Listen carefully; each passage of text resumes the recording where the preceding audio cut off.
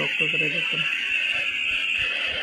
দেখুন সম্পূর্ণ দোষটা কিন্তু হবিগঞ্জি গাড়ির ছিল।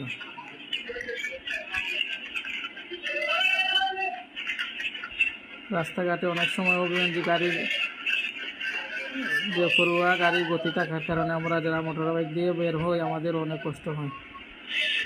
হবিগঞ্জি গাড়ি সবসময় বেপরোয়াভাবে ওভারটেক করে, বেপরোয়া গতিতে গাড়ি চালায়। আর একবার দেখুন,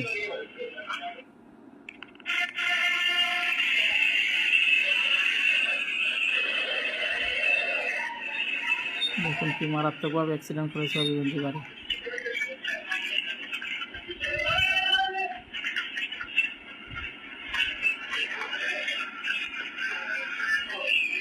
ঘটনাস্থলে নিজে দেখেছি 3 জন নিহত, খুবই মর্মাহত এবং খুবই দুঃখজনক। একজন বাবা দেখলাম, ওনার মেয়ে, বাবা এবং মেয়ে অ্যাক্সিডেন্ট ঘটনাস্থলে মৃত্যুবরণ করেছেন।